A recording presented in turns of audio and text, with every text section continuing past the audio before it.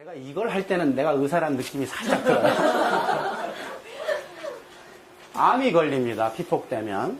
각종 고형암들. 그리고 백혈병 걸리고. 선천성 기형, 사산, 유산, 지능저하. 이건 지금 좀 선천성 병이에요. 불임도 마찬가지고 생식계통에 문제가 생깁니다. 그래서 자손이 끊겨요. 자손이 끊겨요. 기형은 요즘 잘 안 나와요. 왜냐하면 초음파로 미리 알죠. 기형 숫자만큼 인공유산이 증가하죠. 일본 지금 인공유산이 얼마나 증가했는지가 전 궁금해 죽겠어요. 1년 지났는데 많이 증가했을 거예요. 그 통계를 정말 보고 싶어요. 이번에 일본에 갑니다. 물어볼 거예요. 그 의사들한테 강의하기로 했거든요. 오사카에 가서 교토 가서 하는데 꼭 물어볼 거예요. 당신들 1년 사이에 유산이 얼마 늘었냐? 자연유산 얼마 늘었냐? 인공유산 얼마 늘었냐? 1년 사이에 출산율 얼마 줄었냐? 제일 중요한 데이터입니다. 그거 꼭 물어보고 올 거예요. 아무리 찾아봐도 없어요. 제일 중요한 유산. 심근경색, 이거는 암 환자보다 더 많이 생깁니다. 그렇게 알고 있어요, 제가. 암도 걸리지만 이건 10년 후에 발생해요. 10년 후부터 50년 동안 증가해요. 심근경색은 지금 현재 진행 중일 거예요. 그 다음에 신장염, 폐렴, 중추신경계 질환, 백내장 불임 옵니다. 86년도에 체르노빌 사고 났어요. 5년 후부터 시작해서 살살살 하더니 10년 지난 다음부터 본격적으로 갑상선암 환자가 증가해요. 여자, 남자. 여자만 올라가요. 남자는 안 올라가고. 원래 그래요. 우리나라도 마찬가지입니다. 원전 주변에 살면 여성에서는 갑상선암이 팍 증가해요. 남자는 별 차이 없어요. 방사능은 여자를 집중 공격합니다. 그리고 어린이를 공격합니다. 어린이 중에도 여자 어린이 집중 공격합니다. 나는 더 아까워 죽겠어. 나는 아들도 있고 딸도 있지만 여자 어린이를 더 집중 공격해요. 그리고 태아를 공격합니다. 엄마, 어린이, 태아, 이 생명현상의 중심축이에요. 남자는 사실 생물학적으로는 곁다리죠. 아시죠? 네. 중요한 존재예요. 물론 그렇지만 생물학적으로는 좀 쓸데없는 곁다리입니다. 남자들은 다 용서해주고 여자만 공격해. 어린이 공격해. 이거 지금 암이 이렇게 해서 이렇게 갈 것 같아요? 아니면 이렇게 갈 것 같아요? 아니면 이렇게 갈 것 같아요? 3번입니다. 제가 그걸 어떻게 알겠어요? 히로시마 때 피폭된 사람들이 있죠? 그 사람들 그래프 그대로 이동시키는 거하고 똑같아요. 50년 동안 증가해요. 이렇게 가요. 50년간 증가해요. 무서운 일입니다, 이거. 그리고 이 그래프가 이론적으로 좀 복잡한 그래프인데요. 사실 이 그래프 한 개만 알면 됩니다. 방사능과 암 발생에 관해서. 이거 보시면 방사능이 일으키는 질병이 많지만 다른 병에 대해서는 별로 연구가 많이 안 됐어요. 그렇지만 암에 대해서는 연구가 많이 됐습니다. 그래서 방사능 피폭하고 암 발생 사이에 그 관계를 보여주는 그래프예요. 그래서 이 그래프 하나만 알면 됩니다. 이게 뭐냐면 히로시마, 나가사키, 스리마일 이런 데서 전부 다 피폭된 사람들 수가요. 1000만 명이 넘어요. 전 세계적으로. 이 1000만 명이 넘는 피폭자들을 대상으로 해서 수십 년간 역학조사를 했어요. 그래서 나온 페이퍼들, 학술 보고서들, 논문들 수천 편이죠. 그거를 다 통계내서 한 개의 그래프로 집약시켜놨어요. 그게 바로 이 그래프입니다. 그래서 요거만 알면 돼요. 이거는 미국의 과학 아카데미라는 데서 이 그래프를 만들었고요. 이 그래프를 WHO가 그대로 인정해요. 그리고 IAEA가 그대로 인정해요. 국제 원자력 기구가. 그리고 IAEA 산하기구로 있는 국제 방사선 방어학회 ICRP라는 데가 있어요. 핵산업계의 아주 중심축입니다. 핵마피아들의 아주 센터죠. 걔들도 이 그래프를 그대로 인정해요. 핵산업계도 그대로 인정하고 논란이 없어요. 의학적으로. 결론이 났어요. 날 수밖에 없죠. 수십 년이고 1000만 명이 넘는 사람들 대상으로 한 역학조사인데 바뀌겠어요? 안 바뀌어요. 이건 그냥 자연현상인 겁니다. 마치 논란이 있는 것처럼 얘기하는 자들이 있어요. 전부 거짓말이에요. 나쁜 놈들이에요. 논란 없어요. 결론 났어요. 그 결론 말씀드립니다. X축은 피폭량, Y축은 암 발생. 피폭량과 암 발생은 직선의 관계가 형성됩니다. 이게 결론이에요. 직선이에요. 비례해요. 그래서 피폭량이 많으면 암 발생이 많이 증가해. 피폭량이 적으면 적게 증가해. 피폭량이 적당하면 적당히 증가해. 피폭량이 극미량이면 극미량 증가해. 이게 결론이에요. 근데 이 그래프가 이렇게 직선이 높은 것도 있고 낮은 것도 있고 왜 그러냐? 이 기울기는 암에 따라 달라요. 같은 피폭량이더라도 암이 많이 발생하는 암이 있고요. 적게 발생하는 암이 있어요. 갑상선암, 유방암은 많이 발생해요. 그래서 이걸로 볼 수 있고 다른 암들은 이거보다 적게 발생합니다. 그래서 기울기가 암에 따라서 다를 뿐이지 모두 원점을 지나고 피폭량에 비례해서 발생합니다. 예외가 딱 하나 있는데 이렇게 굽어있는 이 그래프 있죠? 이게 백혈병 그래프입니다. 백혈병은 직선이 아니고 약간 굽은 직선이 나오는데 이것도 역시 원점을 지나요. 그래서 피폭량이 많을수록 환자 수가 많이 늘어납니다. 이해되시죠? 그래서 백혈병을 포함해도 마찬가지입니다. 결론을 한번 따라해 주세요. 피폭량과 암 발생은 비례한다. 그게 의학적 결론이에요. 안 바뀝니다, 이건. 후쿠시마 데이터가 더해질 거예요. 그렇지만 이 그래프가 좀 더 정확해질 뿐일 겁니다. 안 바뀔 거예요. 이렇게 돼 있는데 정부는 이런 얘기를 많이 해요. 기존치 이하라서 안전하다. 많이 들어보셨죠? 이 말이 무슨 말인가 한번 보십시다. 이거 정말 사악한 말이에요. 기준치가 여기 있다 칩시다. 기준치 0이 아니죠, 항상. 무슨 숫자가 있죠? 기준치 여기라고 칩시다. 어때요, 여기? 안전해요? 암 발생 이만큼 증가하는데. 아니죠? 기준치 낮춥시다. 여기 안전해요? 어때요? 기준치 더 낮출까? 여기 안전해요? 어디가 안전해요? 원점. 여기만 안전해요. 암 발생이 증가하지 않는 이 자리, 바로 방사능이 없을 때만 안전해요. 그렇잖아요. 그래서 기준치, 이거는 마치 안전기준치인 것처럼 문장이 구성되어 있는데 그거 자체가 거짓말이에요. 기준치는 안전하고 전혀 상관없어요. 안전기준치는 얼마예요? 0이에요. 무슨 단위든지 간에 0이에요. 0만 안전해요. 불검출만 안전해요. 그게 바로 이 의학적 결론입니다. 그래서 기준치 이하라서 안전하다 이 말은 사실은 이 그래프를 얘기해주고 있어요. X축에서 출발하는 이 그래프 보이시죠? 점으로 되어 있는 거. 이걸 보세요. 여기서부터 시작해서 이만큼은 방사능의 피폭이 되더라도 암 발생이 증가하지 않습니다. 쭉 안전해요. 그러다가 기준치를 딱 넘으면 이때부터 암 발생이 증가하기 시작해요. 이해되세요? 그래서 이 말은 이 그래프를 설명해 주는데 자연현상적으로 인체에서 이 그래프는 안 나와요. 없어요. 그러면 이 그래프는 어디서 나온 거냐? 세포 또는 유전자 이런 거 가지고 동물 이런 거 가지고 실험을 해서 만들어낸 그래프. 사람 데이터가 없어요. 그래서 이 그래프는 사이비 그래프입니다. 이론 이름도 있어요. 호메시스라고 합니다. 한번 해봅시다. 호메시스.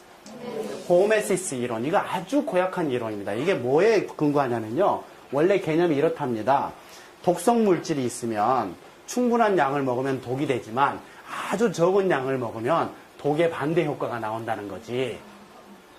이거 구석기 시대 때 있던, 원시 시대에 있던 그 미신이에요. 그 전통이 지금 남아있는 거야, 서양에. 예를 들어봅시다.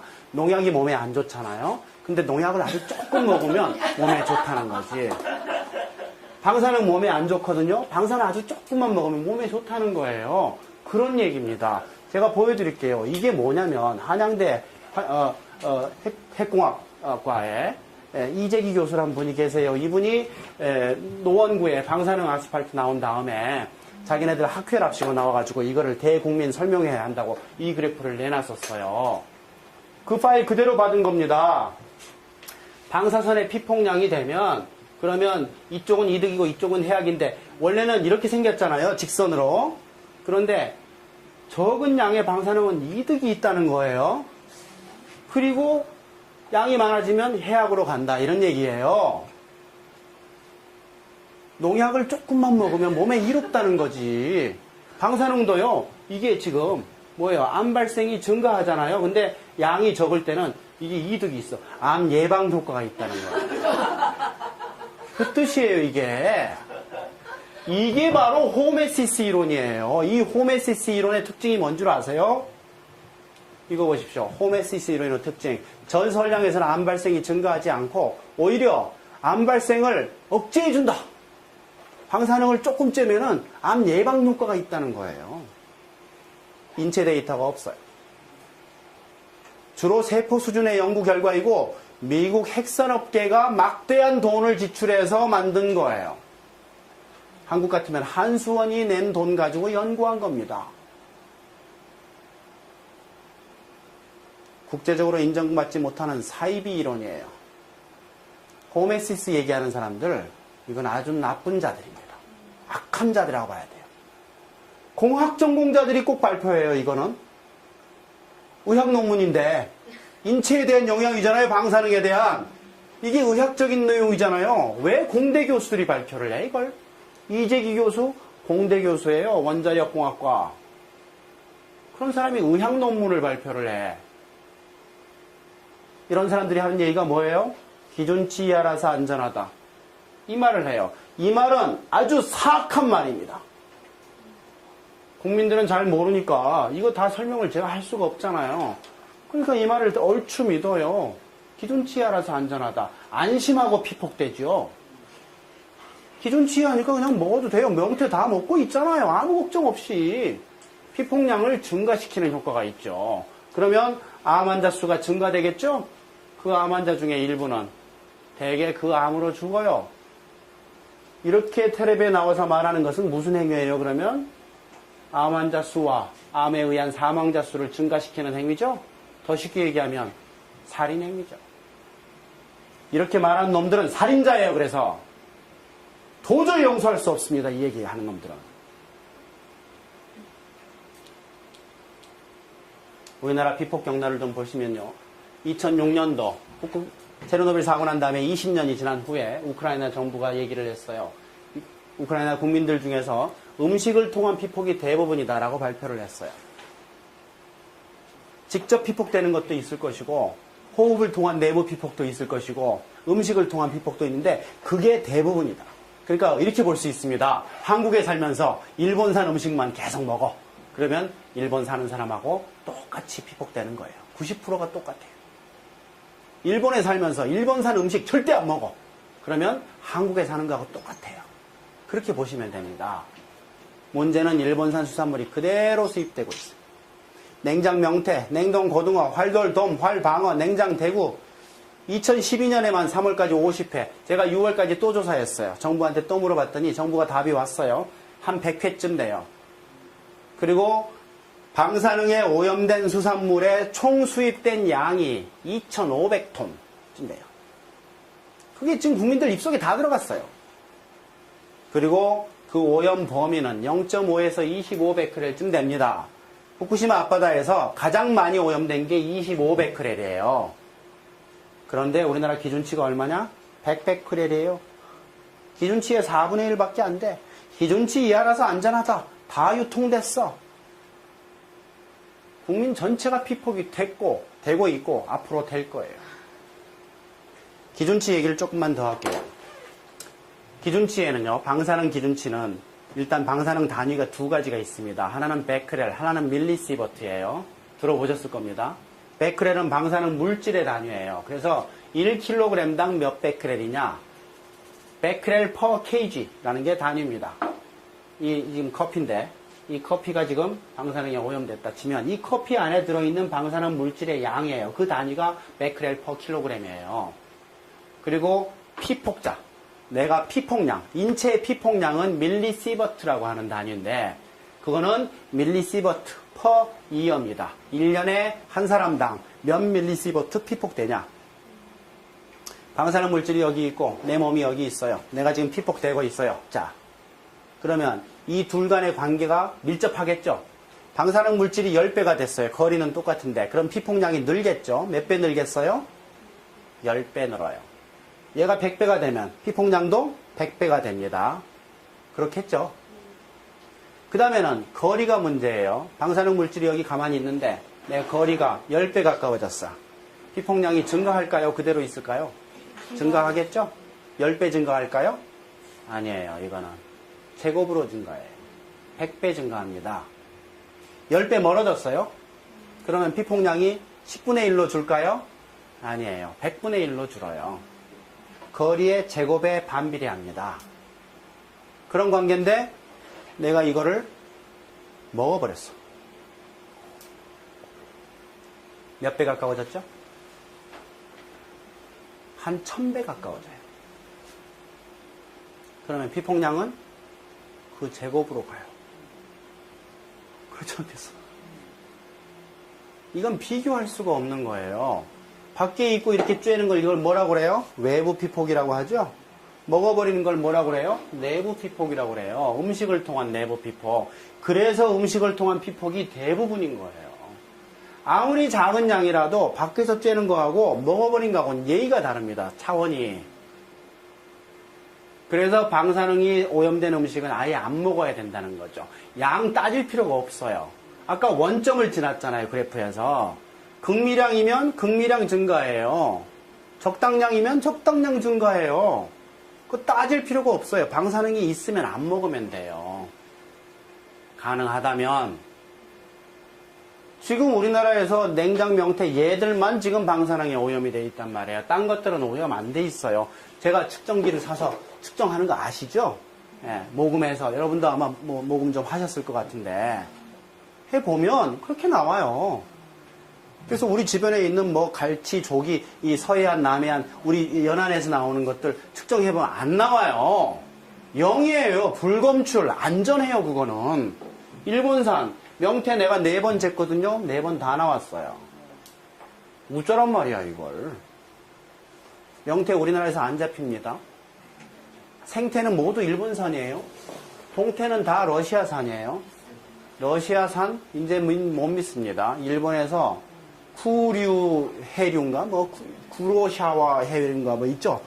그래서 올라갔어요. 러시아까지 다 갔어요. 러시아산 끝났다고 봐야 됩니다. 이제는 작년에는 괜찮았지만 이제는 안 된다 이렇게 봐야 됩니다. 측정해보고 싶어 죽겠어요. 정밀 측정기 좀 샀으면 좋겠어요. 그래서 지금 모금을 했어요. 그래서 샀어요. 들어와요. 한 달 후에. 그때부터는 밤새서 잴 거야. 나 이거 재고 싶어서 얼마나 오랫동안 참았는 줄 알아요? 정밀 측정기가 없으니까 얼마나 소름받은 줄 알아요? 제가 측정기를 또 모금을 해서 샀는데 이게 정밀한 게 아니에요. 그래서 이거 확인하기 위해서 정밀 측정기가 있는 정부기관에다가 하는데 처음에 한번 해주더라고. 그러더니 그걸 가지고 내가 강의도 하고 문제 일으키잖아요. 다음부터는 이 핑계 저 핑계 대고 안 재줘요. 다양하더라고 안 재주는 게. 그래서 포기했습니다. 그래서 지금 사죠. 다음 달에 들어옵니다. 들어오기만 하면 나는 그 다음부터는 강의 그만두고 밤새도록 잴 거예요. 재고 싶은 게 지금 쌓여 있어요. 동해바닷물부터 시작해서 다 재버릴 거예요. 기준치 보십시오. 지금 기준치가요. 이 100베크렐로 돼 있죠. 원래 한국하고 일본이 먹을 거에서는 370베크렐 킬로그램당 이런 기준치가 있었습니다. 근데 후쿠시마 핵사고 난 다음에 이 기준치를 일본 정부가 500으로 올렸어요. 그 다음에 어떤 일이 일어났냐. 500베크렐 이상 되는 음식 유통 금지. 499까지는 유통시켰어요. 기준치에 알아서 안전하다면서.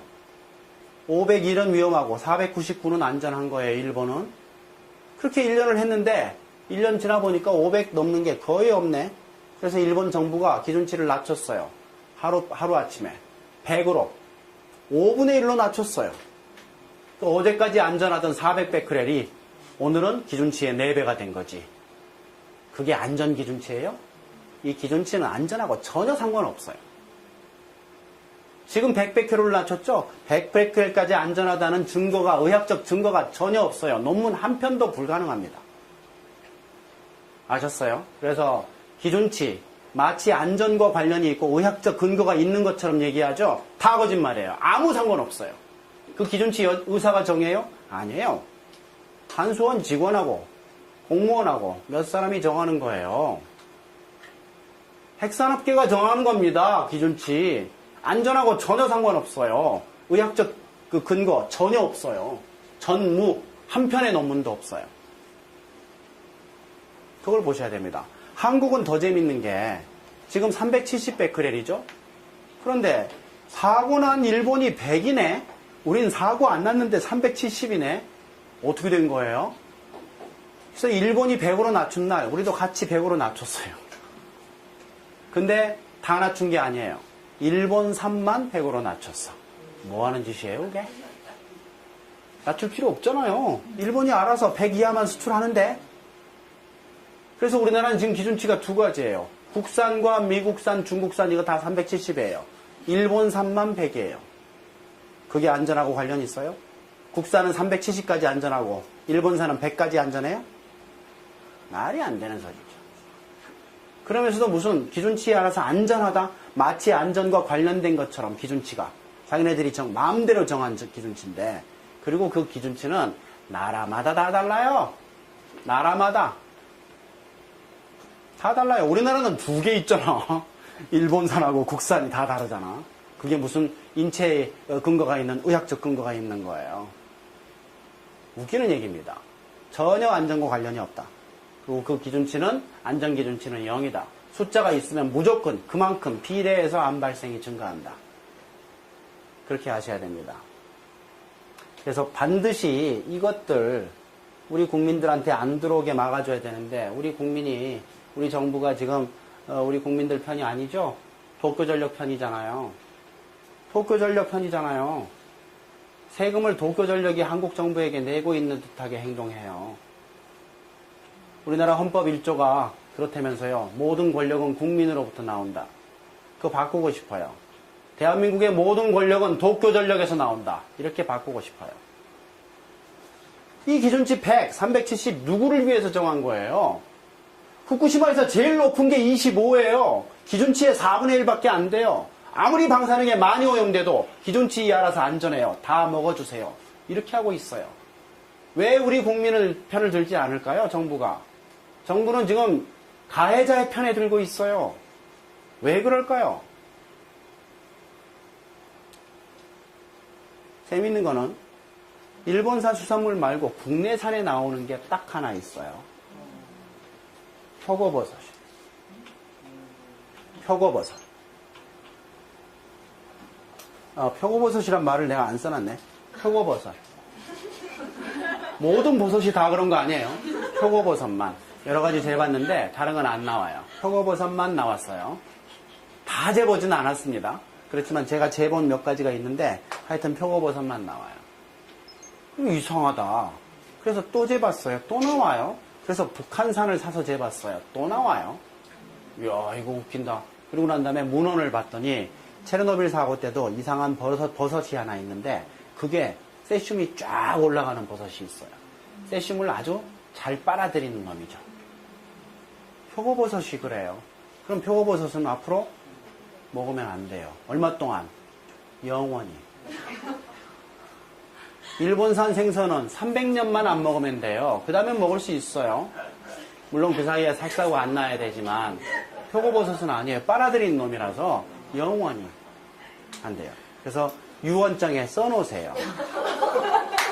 내 후손들은 표고버섯은 끝까지 먹지 말아라. 그리고 일본산 수산물은 300년간 먹지 말아라. 2300년부터 먹을 수 있다. 이렇게 해놓으시면 돼요.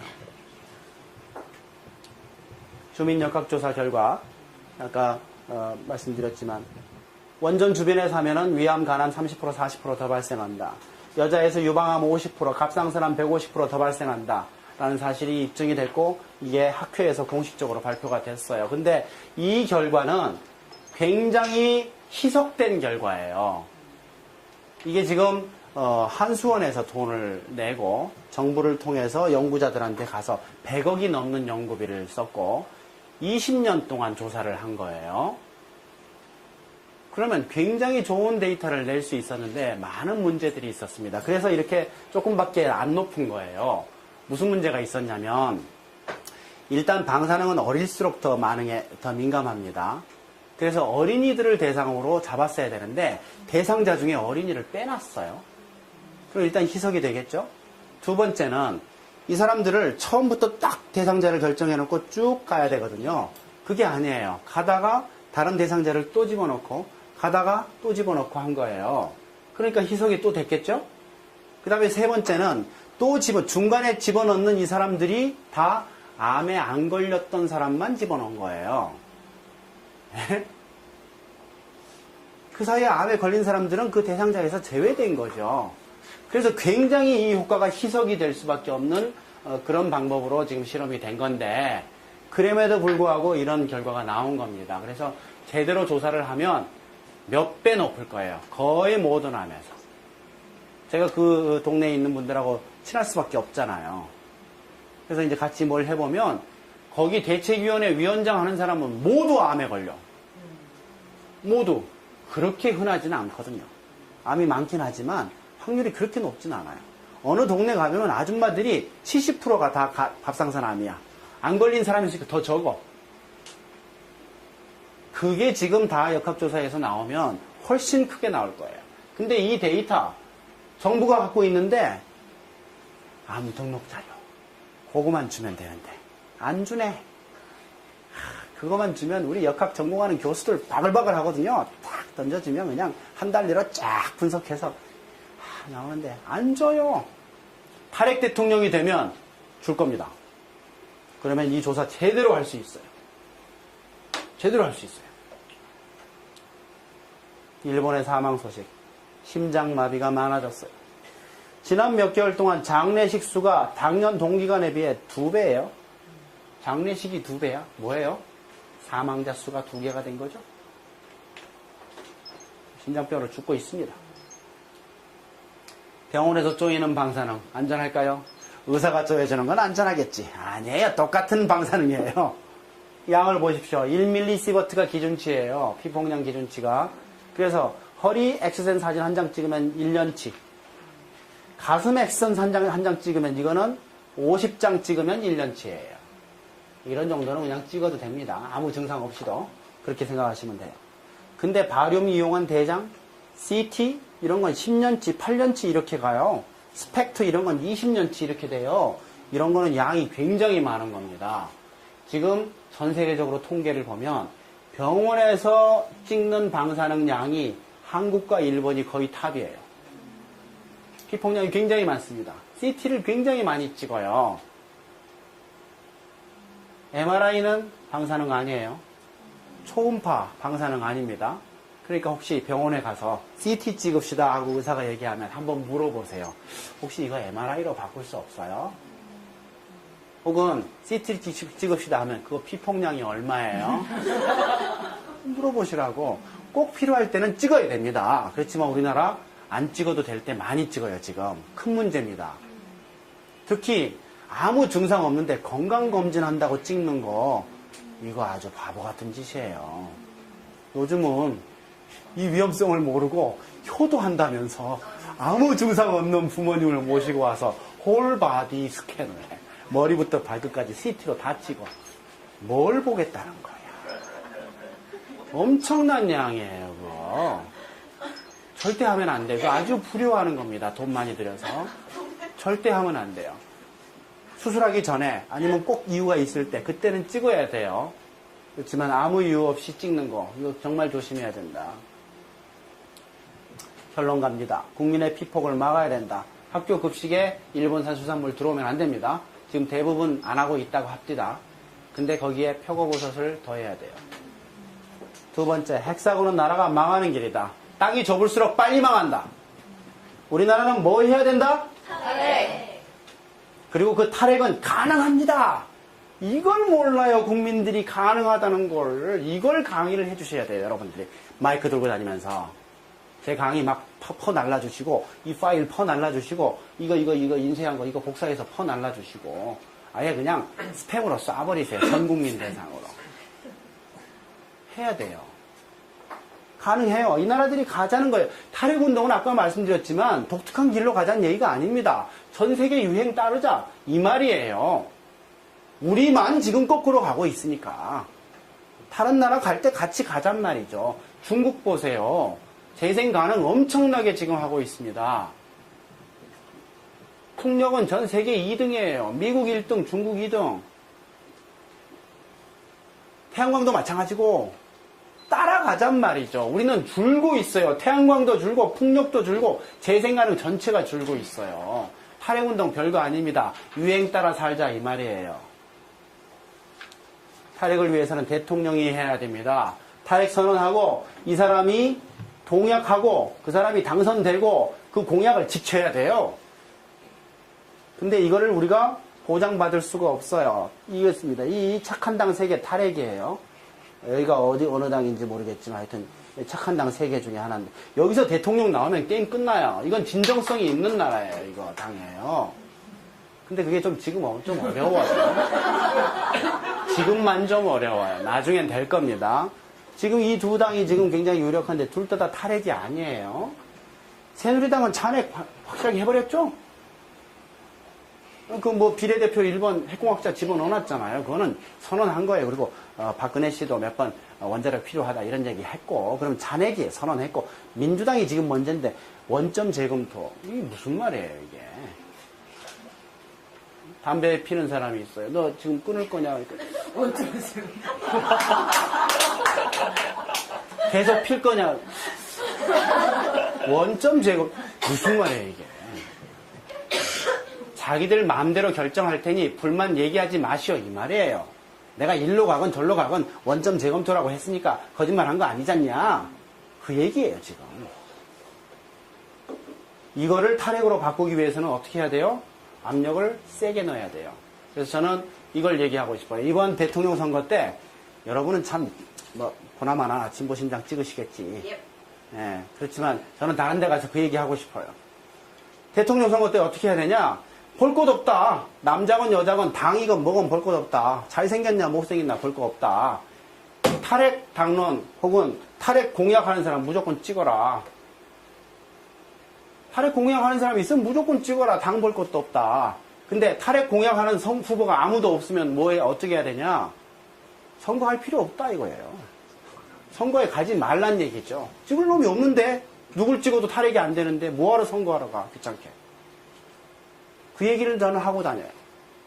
탈핵 공약하는 사람이 있으면 찍고 없으면 선거할 필요 없다. 아시겠습니까?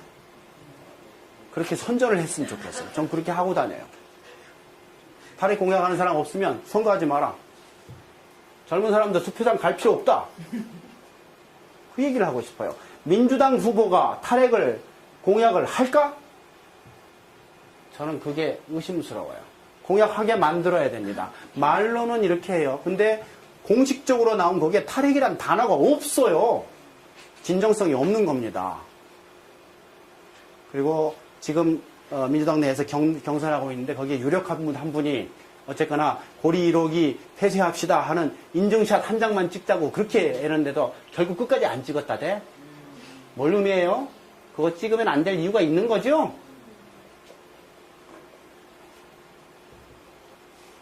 어떻게 해야 될지 모르겠어요. 저는 그래서 사실 사회운동 4년밖에 안 됩니다. 여러분 경력 좀 되시죠? 예, 이 상황에서 어떻게 해야 대통령이 탈핵 대통령 만들 수 있을지 연구 좀 해주십시오. 저는 모르겠어요. 어떻게 해야 될지. 진짜 모르겠어요. 꼭 좀 부탁드립니다. 네, 이걸로 강의 마치겠습니다. 네, 고맙습니다.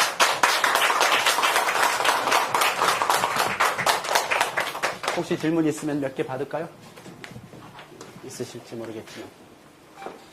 예, 자연스럽게 자유롭게 좀 질문 시간이 좀 되긴 했는데요. 네. 다른 분 질문 준비하실 동안 네. 유치한 질문.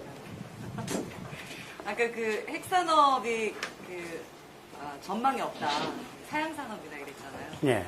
재생가능한 에너지 산업이 이렇게 50%씩 증가하고 있는데 일정한 정도까지 재생가능한 에너지를 도입하면 더 이상의 성장 가능성은 없잖아요.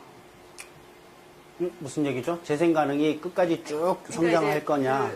아니면 그것도 재생가능한 세츄레이션 에너지로 되겠다? 웬만한 전기 생산을 하게 된다면 더 계속 건설하지 않아도 되는 어느 시점엔가는 올 거 아니에요. 아, 재생 가능도? 네. 그렇겠죠. 그죠? 예, 그러면 우리가 쓰고 있는 거 다 만들면 더 그 이상 만들 필요 시점에서는 걔는 더더욱이나 관리 비용이나 이런 게 더 줄기 때문에 산업적 경제성은 떨어진다고 볼 수 있지 않을까. 그러면 이제 그것까지는 자본 제가 잘 입장에서 모르겠는데요. 일단 고용 효과에 대해서는 확실하게 답이 나와 있어요. 독일의 경험이 있거든요. 핵발전의 경우는 이건 완전히 대형 설치 산업이잖아요. 같은 전기 만드는데 고용이 거의 안 됩니다. 똑같은 전기 만드는데 재생 가능으로 만들죠. 고용 효과 곱하기 10이에요. 10배의 사람이 필요해요. 그래서 고용 효과는 마찬가지입니다. 그래서 시설을 더 투자하지 않더라도 재생 가능은 계속해서 관리해야 되거든요. 고장나고 새똥 닦아야 되고 말씀드렸죠. 그 인력이 필요한 겁니다. 고용 효과가 계속 있어요. 원자력보다 10배다라는 거 확실히 중요합니다. 여러분 참 진보신당은 참 노동이하고 이 고용에 관심이 많으시죠. 그러면 한 가지 더 얘기할게요. 고용 효과가 일단 재생 가능이 핵발전보다 10배다라는 것은 이미 입증이 돼 있어요. 경험도 있고. 그리고 두 번째는 야간 노동 얘기예요. 핵발전, 제가 오늘 건강편 얘기하느라고 그거 빼뜨렸는데 핵발전이 80년대부터 시작이 됩니다. 핵발전을 하게 되면 밤에 전기가 남아요. 이거 전격으로 계속 만드니까. 국민들이 자느라고 전기를 안 쓰잖아요. 그래서 야간에 전기요금을 싸게 줘요. 심야 전기. 그거를 산업계에도 그렇게 주기 시작했어요. 그러니까 산업계가 이제부터는 밤에 야간 노동을 하면 수당을 주고도 남는 장사가 된 거예요.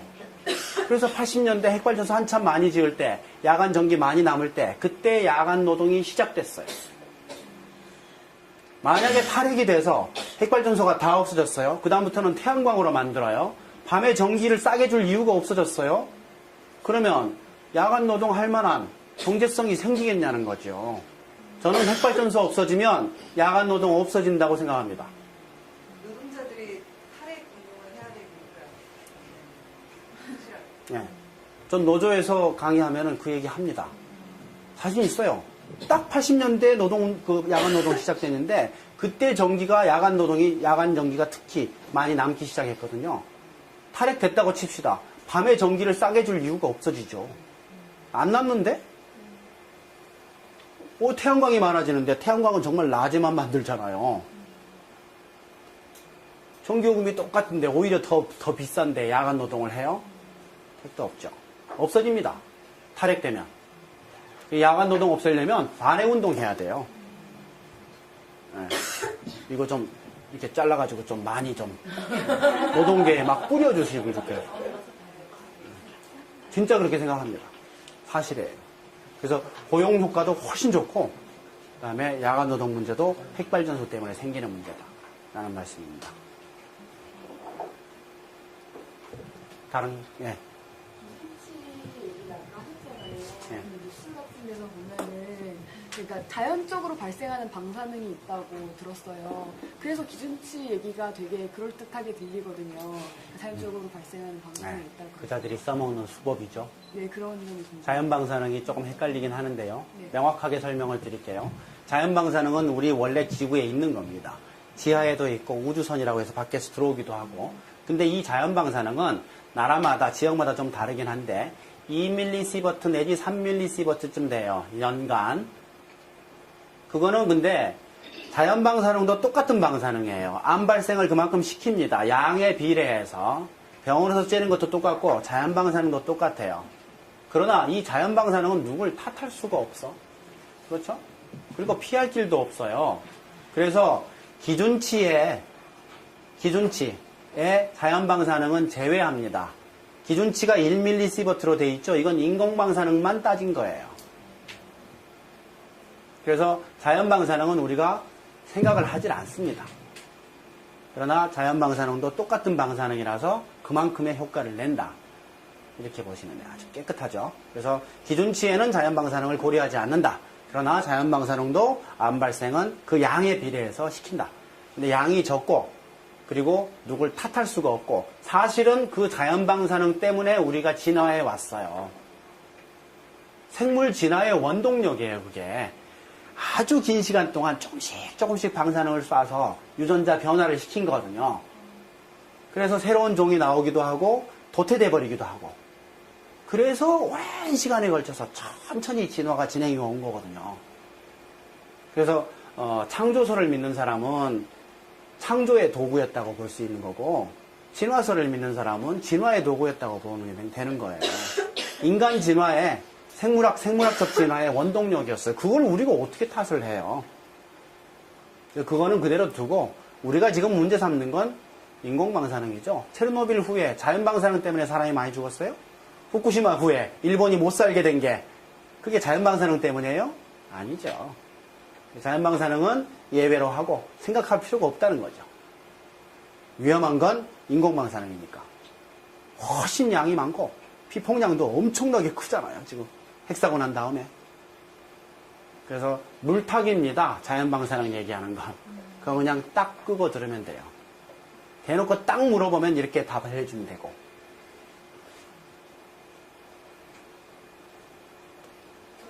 예, 또 하십시오. 예. 다 풉시다, 오늘. 예. 태양열광 그 판 같은 경우에도 다 사용하고 나서 폐기하는데 그게 환경을 심각하게 오염시킨다고 들었고, 풍력발전소 같은 경우에도 되게 그 하나 짓는데 환경 파괴가 심하다고 들었는데 그 부분에 대해서 조금 설명을 해주세요. 그거는 뭐 판단하기 나름이겠죠. 전혀 피해가 없냐. 이게 저울질 해보면 되는데요. 나오는 전기양에 비해서 얼마나 위험을 또는 얼마나 그 환경 오염을 시키냐 해보면 되는데 핵발전소하고 비교가 될까요? 예, 핵발전소는 고장 없이도 평소에 계속 방사능을 밖으로 내거든요. 주변 사람들을 죽이고 있고 암을 발생시키고 태양광 판넬이 그렇게 하고 있나요? 고장도 없이 옆세 사람들을 암 발생을 시키고 그러나요? 아니죠. 그리고 그게 재활용이 될 거냐 말 거냐 이런 문제들은 어차피 기술적으로 해결해야 될 문제이긴 하지만 그래서 환경 파괴가 어느 쪽이 적냐 말할 것도 없는 겁니다. 태양광 풍력 이게 이산화탄소 안 만든다라는 거 뭐 적게 만든다는 거 뻔한 거고 방사능도 안 만들고 위험하지도 않고 비교할 수가 없는 거죠. 그래서 그것도 역시 저쪽에서 할 말 없으니까 조금씩 이렇게 그런 식으로 디펜스를 하느라고 만든 논리인 것 같은데 그건 뭐 별로 그럴듯하지가 않습니다. 그 생태랑 활성장을 같이 얘기하지 않으면 사례를 얘기하는 게 유리하지 않을까? 당연합니다. 당연합니다. 지금 탈핵을 결정하고 그대로 지금 그 프로그램대로 가고 있는 나라들의 특성은 핵발전소 조금씩 줄인다라는 거, 그 다음에 재생 가능 조금씩 늘린다라는 거, 그 다음에 세 번째는 에너지 소비 전체가 줄고 있어요. 전기도 줄고 에너지 전체를 매년 날이 갈수록 적게 써요. 생산량은 그대로이면서 에너지를 점점 적게 써요. 건축 제대로 하고 단열 제대로 하고 뭐 이런 방식으로 또 에너지 효율화 높이고 이런 방식을 통해서 전체 에너지 중에서 낭비되는 에너지를 줄입니다. 국가 전체의 에너지가 매년 갈수록 줍니다. 에너지 소비가. 모든 나라가 다 그래요. 탈핵으로 가려면 반드시 필요한 과정입니다. 그래서 탈성장, 그것까지는 저는 잘 모르겠지만 적어도 에너지는 적게 써요. 점점 날이 갈수록. 그건 반드시 필요한 과정인 것 같아요. 탈핵 과정에서. 어쨌든 유럽이라든가 그 유럽의 대표적인 탈원전을 선언하고 뿌려가고 있는 나라들 그런 나라와 너무 다른 길을 걷고 있는 거꾸로 걷고 있는 한국에 그들도 이제 핵산업이 있는 거고 주요하게 이제 성장 동력이 있을 것이고 그런 것도 아니 경제의 중심 역할을 할 텐데 한국의 이런 이 견고한 핵산업 차이가 어떤 거라고 보세요? 똑같을 것 같아요. 저는 똑같다고 생각해요. 독일에 이번에 갔다 오면서 거기에 그 킨스하고 비슷한 조직에 가서 강의도 듣고 이렇게 한번 해보고, 그 다음에 시민단체들 하는 데 가서 이렇게 해보고 하는데, 탈핵 결정했잖아요. 똑같아요. 시민단체들은 돈이 없어요. 그래서 조그마한 데서 거기서 막 측정하고 막 이렇게 하고 있어요. 그리고 킨스하고 같은 조직이 있거든요. 원자력 안전기술원하고 똑같은 건데, 뮌헨에 있는 그 사무실에 갔는데, 거기는 뭐, 떡하니 건물 해놓고 에어컨 빵빵하게 틀어놓고 봉급도 많이 받을 것처럼 생긴 사람들이 딱 이렇게 넥타이 메고 앉아가지고 거짓말해요. 지금도 안전하다고. 그리고 핵산업계의 부활을 계속 꿈꾸고 있죠. 똑같습니다. 근데 국민들이 어쨌거나 탈핵 세력이 정권을 잡고 그걸 지금 진행해가고 있는 중이고 얘들은 끝까지 저항할 겁니다. 끝까지 저항할 겁니다. 그러니까 국민들의 힘이 얼만큼 세냐 이 차이일 뿐이지 그 지금 하고 있는 건 똑같아요. 탈핵 결정해도 이게 서로 뒤집어지는 게 아닙니다. 나는 정말 밉더라고요. 똑같은 거짓말이에요. 방사능 안전하다, 그런 얘기하고, 그 원자력 꼭 필요하다는 식으로 이렇게 그런 얘기를 계속 하고 있더라고, 그 사람들. 아, 나 같으면 그냥 쳐버리고 싶던데. 필요 없잖아요. 그 기관 전체를 그냥 문 닫아버리고 싶은데, 그렇게 안 하고 참을성 있게 이렇게 하고 있더라고요. 아, 정말 훌륭합니다. 네. 훌륭하더라고요. 네. 핵발전소나 이렇게가 대형 발전을 해갖고 그 저기 멀리 경남 쪽에서부터 수도권을 이렇게 옮기면서 하는 발전 방식이고, 그렇기 때문에 국가에서 이걸 다 제어해야지 된다 이렇게 되는 것 같은데요. 그 대안 모델이라든가 이런 것들이 그 지역 차원 지역 발전이라든가 이런 방식으로 되는 게 좀 저는 좀 그려지고 그러는데, 이제 그 유럽이나 이렇게 재생에너지 하는 부분들이 그렇게 그려지는 모델들이 있는지, 그런 부분이랑 당연하죠. 우리나라 같은 경우 한전에서 그걸 다 그 하고 뭐 전력을 사고 팔고 뭐 이런 부분들이 있다는 얘기를 들었는데, 그러니까 사실 우리가 바로 정권을 잡으면야 바로 상관이 없겠지만, 그러니까 그 자체 내에서의 이 전기를 만들면서 이런 것이 가능하다라는 모습들을 보여주면서 국민들에게 희망을 주는 모습들도 좀 필요할 것 같긴 하거든요. 그러한 것에 모델들이 뭐 한국이든 외국이든 이렇게 있으면 좀 소개시켜주면은 우리가 좀 생각해보는데 더 도움이 되지 않을까 이런 생각이 듭니다. 네. 그거를 에너지 자립마을이라고 하더라고요. 독일은 제가 숫자는 정확히 몰라요. 한 1000개 가깝게 있대요. 한전에서 오는 전기 다 끊어버리고 그 동네에서 생산해서 그 동네에서 쓰는 거예요. 그리고 그 동네에서 옆 동네로 팔고, 그렇게 하는 자립마을들이 1000개쯤 있대요. 깜짝 놀랐어요. 근데 그 중에 몇 개를 가봤거든요. 진짜 그렇게 하고 있어요. 바이오매스 열심히 해가지고 바이오 디젤도 만들고 난방도 그렇게 하고, 전기 난방 절대 안 합니다. 에너지 효율 아주 나쁜 거거든요. 그리고 전기 풍력, 태양광 이런 거 가지고 전기 생산하고, 그런 마을들이 있어요. 굉장히 많더라고요. 우리나라 있어요. 우리나라도 제가 알기로 7, 8개 정도 있어요. 그만큼 잘 돼 있진 않지만 지금 시도하고 있고 상당히 지금 성공하고 있고. 근데 이제 발전 차액 지원 제도, FIT라고 하는 거, 그게 부활이 돼야 그런 마을들이 좀 더 힘을 받을 텐데, 작년에 그 제도 없애버렸죠? 그래서 지금 다들 조금씩 어려워지고 있긴 한데, 지금 서울시장이 또 그걸 해주시니까 또 그것 때문에 또 좀 도움을 받고 있기도 하고 그렇죠. 우리나라도 에너지 자립마을 시범적으로 하고 있는 데가 꽤 됩니다. 한 번씩 가보시면 좋을 것 같아요. 대표적인 곳 한 곳만 말씀드리면, 전라도 부안에 등용마을이라는 데가 있어요. 거기 핵폐기장 반대운동 하시던 분이 그 반대운동에 성공한 다음에 거기에 딱 눌러 앉아서 어느 한 마을에 이렇게 이제 재생 가능을 하고 이렇게 하는데, 독일의 그 성공한 사례에 비해서 굉장히 좀 뒤처져 있긴 하지만 아주 힘들게 그 성공 사례를 지금 만들어 가고 있습니다. 그 외에도 지금 에너지 자립마을 상당히 여러 개 있는 걸로 알고 있어요. 제가 일단 지금 일단은 쌈박질이 급하니까 그쪽이 지금 제 건데, 그쪽 제가 공부를 많이 못했어요. 근데 좀 듣는 소식에 의하면 몇 개 있습니다. 성공적으로 지금 해 나가고 있고, 진보신당도 하나쯤 만들면 좋겠어요. 에너지 자립마을 사례로 재밌을 것 같아요. 뚝딱뚝딱 해서 태양광 판넬 만들고, 뚝딱뚝딱 해서 풍력도 만들고, 뭐 여러 가지 시도를 해보고, 그 다음에 절전하는 거, 그 다음에 에너지 단열, 건축물, 뭐 패시브 하우스 이런 거 좀 시도해보고, 그런 것도 좋을 것 같은데. 더 급한 일이 많으시겠죠? 네, 좋을 것 같습니다. 우리 선생님이랑 뜻을 같이 하시는 동문들이 많으신가요? 반핵운동하는 사람? 의사라고도 돼 있고. 반핵의사회 회원은 104명, 110명쯤 되는데, 네. 그 중에 회의에 나오고 실제로 어떤 활동하는 사람 한 10여 명 정도고, 그 활동 전체의 한 70%를 내가 하고. 그렇진 않아요. 그렇진 않다. 지금 역학 전공하는 교수 열심히 하고 있는 그 팀도 있고, 다른 건 몰라도 의학적인 내용은 우리가 책임져야 된다 이렇게 생각하고 되게 학술 활동을 좀 많이 하고 있죠. 저는 이제 반핵의사회로서 하고 있는 건 아니고, 반핵운동가로서 내가 할 수 있는 거 그냥 다 해요. 재생 가능 이쪽 에너지 자립 이쪽 제가 모르고, 그 다음에 또 대한 에너지 전환 프로그램 이런 거 제가 공부 안 했어요. 그쪽은 제가 다른 사람 하는 분들한테 밀고, 나머지 활동들은 다 커버하고 싶죠. 내가 할 수 있는 건 다 하고 싶어요. 주된 거는 지금 강의지만, 뭐 역학조사하고 관련된 거, 뭐 이런 거 할 수 있는 거 다 하고 있는 거죠. 저도 꽤 그 재미있는 활동가인 것 같아요. 이렇게 어떤 사람은 학술 연구만 하고, 어떤 사람은 강의만 하고, 어떤 사람은 데모만 하고 이러는데 나는 다 하고 있거든요. 데모도 하고, 강의도 하고, 학술 연구도 하고, 그러니까 지금 찢어지죠, 가랭이가. 죽겠습니다.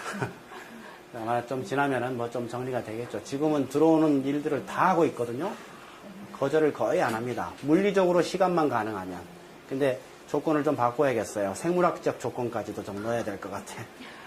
어제는 저 고속도로 중간에 휴게소에서 차 뒤로 이렇게 하고 차 안에서 4시간 잤어요. 시간이 그렇게 되더라고요. 안 되겠어요. 이렇게 올해는 못 갑니다. 지속 가능할 한 정도로 정리가 돼야지. 질문을 한 가지 드리고 싶은데요. 예.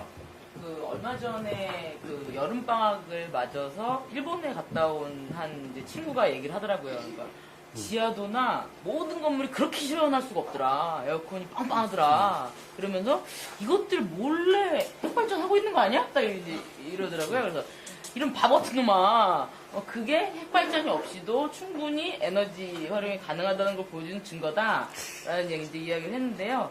실제 이제 일본 같은 경우에 이제 이미 사고도 있었고, 그래서 이제 거기에 대한 대국민적인 그 의지가 상당히 높지만, 그 한국 같은 경우에는 국민적으로 사실 이제 정부의 선전 효과에 이제 상당히 이제 다들 그 익숙해 있고, 그리고 생각해보니까 남한 사회만 하면 위험한 게 아니라 북한에 또 핵무기도 있잖아요. 그렇게 생각해보니까 완전히 한 번도 날아가는 문제더라고요. 지금 강의를 듣다 보니까.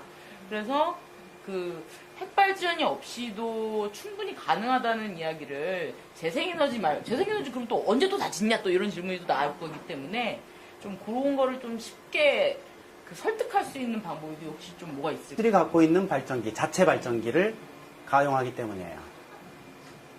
우리나라도 다 있어요. 안 틀죠? 명료하군요. 네.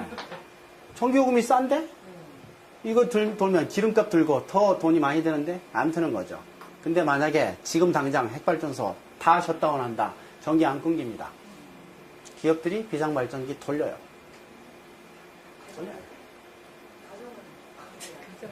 보세요. 핵발전소 30%밖에 안 되잖아요.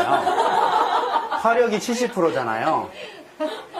그리고 전기가 모자라기 시작하면 전기요금 올라가겠죠. 그러면 기업들이 계산해보고 비상발전기 돌리는 게 더 경제적이다라는 순간까지 오게 될 거 아니에요. 그러면 돌리게 되는 겁니다. 저는 그 한전이 지금 전기요금에 대해서 지금 사실 굉장히 의견들이 많이 있는데 진짜 고쳐야 돼요. 근본적으로 고쳐야 됩니다. 지금 기업들은 싸게 받죠. 국민들은 집에서 쓰는 건 굉장히 비싸게 받잖아요. 전 국민이 기업들한테 전기요금 보조금을 지급하고 있는 상황이라고요. 정의롭지 않습니다. 그리고 우리는 짜실하게 이렇게 해서 사실 OECD 국가 중에서 집에서 쓰는 전기의 양 우리가 적은 편이에요. 집에서 더 아낄 여유가 별로 없습니다. 다른 나라보다 적게 쓰고 있어요. 왜 적게 써요? 전기요금이 비싸니까. 기업들은 펑펑 쓰거든요. 왜? 싸게 주니까. 그래서 기업에 대한 전기요금을 올려야 돼요. 얼만큼 올려야 되냐? 효과가 있을 때까지 올려야 돼요. 계속 조금씩 올리는 거야. 언제까지? 기업들이 전기를 적게 쓰기 시작하는 그 시점까지 올려야 돼요. 그게 2배가 될지 4배가 될지 알 수가 없지만 올려봐요. 기업들이 판단해서 아 이거 할 수 없네. 전기 아껴야 되겠네. 할 때까지 올려야 돼요. 지금은 그냥 펑펑 쓰고 있는 걸 싸니까? 그리고 심지어는 중국에서 전기요금 비싸니까 한국으로 오겠다는 거 아니에요. 거기까지 우리 국민들이 지금 보조금 주고 있는 거 아닙니까? 이건 아주 부정의한 거예요. 잘못됐어요. 그래서 전기요금을 올리되 효과가 나올 때까지 올려야 된다. 기업들이 전기를 실제로 적게 쓰기 시작할 때까지 올려야 된다. 5% 올리면 될까? 몰라요. 10% 올려보고 안 줄면 또 올리고 계속 올리는 거야. 실제로 줄 때까지. 그럼 됩니다. 한 2배 되면 될 것 같아요. 그럼 줄일 거예요. 지금 LED로 다 바꾸는 거 얼마나 쉬워요. 그것도 안 하고 있는 걸. LED 전기값보다 이 전기값이 더 싼 걸? 다 계산해보죠. 그래서 그걸 바꾸는 게 더 경제적이다라고 결론이 날 때까지 올려줘야 된다는 거죠. 그러면 기업들이 좀씩 줄이기 시작하죠. 팍팍 줄 겁니다. 팍팍 줄어요. 원자력 발전소 한 5개 정도 한 방에 없앨 수 있어요. 기업이 줄이기 시작하면. 한 개가 1%거든요. 5개, 5%만 줄이면 돼요. 그럼 기업이 지금 쓰고 있는 전기가 60%잖아요. 그러니까 기업들이 자기들이 쓰는 걸 10%만 줄이면 핵발전소 5개 한 방에, 6개 한 방에 줄일 수 있어요. 그 노릇을 안 하고 우리가 짜실하게 지금 거기서 뭘 뽑고, 이건 굉장히 잘못된 거예요. 요금을 올려야 돼요. 이거 올려야 돼요. 쉬워요. 언제까지 올리냐? 줄일 때까지. 아주 쉬워요. 네. 그 정도 할까요? 네. 시간이 많이 늦었는데요. 우리 고생하신 유준 교수님께 박수 치면서 마치도록 하겠습니다.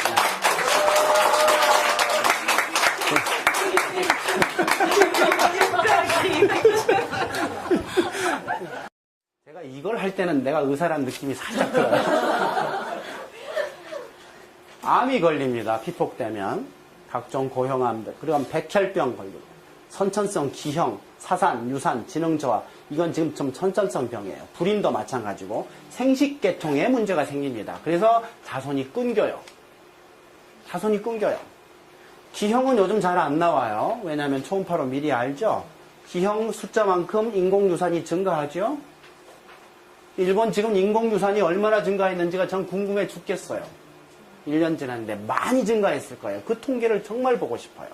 이번에 일본에 갑니다. 물어볼 거예요. 그 의사들한테 강의하기로 했거든요. 오사카에 가서 교토 가서 하는데 꼭 물어볼 거예요. 당신들 1년 사이에 유산이 얼마 늘었냐? 자연유산 얼마 늘었냐? 인공유산 얼마 늘었냐? 1년 사이에 출산율 얼마 줄었냐? 제일 중요한 데이터입니다. 그거 꼭 물어보고 올 거예요. 아무리 찾아봐도 없어요. 제일 중요한 유산. 심근경색, 이거는 암 환자보다 더 많이 생깁니다. 그렇게 알고 있어요, 제가. 암도 걸리지만 이건 10년 후에 발생해요. 10년 후부터 50년 동안 증가해요. 심근경색은 지금 현재 진행 중일 거예요. 그 다음에 신장염, 폐렴, 중추신경계 질환, 백내장 불임 옵니다. 86년도에 체르노빌 사고 났어요. 5년 이 그래프 있죠? 이게 백혈병 그래프입니다. 백혈병은 직선이 아니고 약간 굽은 직선이 나오는데 이것도 역시 원점을 지나요. 그래서 피폭량이 많을수록 환자 수가 많이 늘어납니다. 이해되시죠? 그래서 백혈병을 포함해도 마찬가지입니다. 결론을 한번 따라해 주세요. 피폭량과 암 발생은 비례한다. 그게 의학적 결론이에요. 안 바뀝니다, 이건. 후쿠시마 데이터가 더해질 거예요. 그렇지만 이 그래프가 좀 더 정확해질 뿐일 겁니다. 안 바뀔 거예요. 이렇게 돼 있는데 정부는 이런 얘기를 많이 해요. 기존치 이하라서 안전하다. 많이 들어보셨죠? 이 말이 무슨 말인가 한번 보십시다. 이거 정말 사악한 말이에요. 기준치가 여기 있다 칩시다. 기준치 0이 아니죠, 항상. 무슨 숫자가 있죠? 기준치 여기라고 칩시다. 어때요, 여기? 안전해요? 암 발생 이만큼 증가하는데. 아니죠? 기준치 낮춥시다. 여기 안전해요? 어때요? 기준치 더 낮출까? 여기 안전해요? 어디가 안전해요? 원점. 여기만 안전해요. 암 발생이 증가하지 않는 이 자리, 바로 방사능이 없을 때만 안전해요. 그렇잖아요. 그래서 기준치, 이거는 마치 안전기준치인 것처럼 문장이 구성되어 있는데 그거 자체가 거짓말. 후부터 시작해서 살살살 하더니 10년 지난 다음부터 본격적으로 갑상선암 환자가 증가해요. 여자, 남자. 여자만 올라가요. 남자는 안 올라가고. 원래 그래요. 우리나라도 마찬가지입니다. 원전 주변에 살면 여성에서는 갑상선암이 팍 증가해요. 남자는 별 차이 없어요. 방사능은 여자를 집중 공격합니다. 그리고 어린이를 공격합니다. 어린이 중에도 여자 어린이 집중 공격합니다. 나는 더 아까워 죽겠어. 나는 아들도 있고 딸도 있지만 여자 어린이를 더 집중 공격해요. 그리고 태아를 공격합니다. 엄마, 어린이, 태아, 이 생명현상의 중심축이에요. 남자는 사실 생물학적으로는 곁다리죠. 아시죠? 네. 중요한 존재예요. 물론 그렇지만 생물학적으로는 좀 쓸데없는 곁다리입니다. 남자들은 다 용서해주고 여자만 공격해. 어린이 공격해. 이거 지금 암이 이렇게 해서 이렇게 갈 것 같아요? 아니면 이렇게 갈 것 같아요? 아니면 이렇게 갈 것 같아요? 3번입니다. 제가 그걸 어떻게 알겠어요? 히로시마 때 피폭된 사람들이 있죠? 그 사람들 그래프 그대로 이동시키는 거하고 똑같아요. 50년 동안 증가해요. 이렇게 가요. 50년간 증가해요. 무서운 일입니다, 이거. 그리고 이 그래프가 이론적으로 좀 복잡한 그래프인데요. 사실 이 그래프 한 개만 알면 됩니다. 방사능과 암 발생에 관해서. 이거 보시면 방사능이 일으키는 질병이 많지만 다른 병에 대해서는 별로 연구가 많이 안 됐어요. 그렇지만 암에 대해서는 연구가 많이 됐습니다. 그래서 방사능 피폭하고 암 발생 사이의 그 관계를 보여주는 그래프예요. 그래서 이 그래프 하나만 알면 됩니다. 이게 뭐냐면 히로시마, 나가사키, 스리마일 이런 데서 전부 다 피폭된 사람들 수가요. 1000만 명이 넘어요. 전 세계적으로. 이 1000만 명이 넘는 피폭자들을 대상으로 해서 수십 년간 역학조사를 했어요. 그래서 나온 페이퍼들, 학술 보고서들, 논문들 수천 편이죠. 그거를 다 통계내서 한 개의 그래프로 집약시켜놨어요. 그게 바로 이 그래프입니다. 그래서 요거만 알면 돼요. 이거는 미국의 과학 아카데미라는 데서 이 그래프를 만들었고요. 이 그래프를 WHO가 그대로 인정해요. 그리고 IAEA가 그대로 인정해요. 국제 원자력 기구가. 그리고 IAEA 산하기구로 있는 국제 방사선 방어학회 ICRP라는 데가 있어요. 핵산업계의 아주 중심축입니다. 핵 마피아들의 아주 센터죠. 걔들도 이 그래프를 그대로 인정해요. 핵산업계도 그대로 인정하고 논란이 없어요. 의학적으로. 결론이 났어요. 날 수밖에 없죠. 수십 년이고 1000만 명이 넘는 사람들 대상으로 한 역학조사인데 바뀌겠어요? 안 바뀌어요. 이건 그냥 자연현상인 겁니다. 마치 논란이 있는 것처럼 얘기하는 자들이 있어요. 전부 거짓말이에요. 나쁜 놈들이에요. 논란 없어요. 결론 났어요. 그 결론 말씀드립니다. X축은 피폭량, Y축은 암 발생. 피폭량과 암 발생은 직선의 관계가 형성됩니다. 이게 결론이에요. 직선이에요. 비례해요. 그래서 피폭량이 많으면 암 발생이 많이 증가해. 피폭량이 적으면 적게 증가해. 피폭량이 적당하면 적당히 증가해. 피폭량이 극미량이면 극미량 증가해. 이게 결론이에요. 근데 이 그래프가 이렇게 직선이 높은 것도 있고 낮은 것도 있고 왜 그러냐? 이 기울기는 암에 따라 달라요. 같은 피폭량이더라도 암이 많이 발생하는 암이 있고요. 적게 발생하는 암이 있어요. 갑상선암, 유방암은 많이 발생해요. 그래서 이걸로 볼 수 있고 다른 암들은 이거보다 적게 발생합니다. 그래서 기울기가 암에 따라서 다를 뿐이지 모두 원점을 지나고 피폭량에 비례해서 발생합니다. 예외가 딱 하나 있는데 이렇게 굽어 있는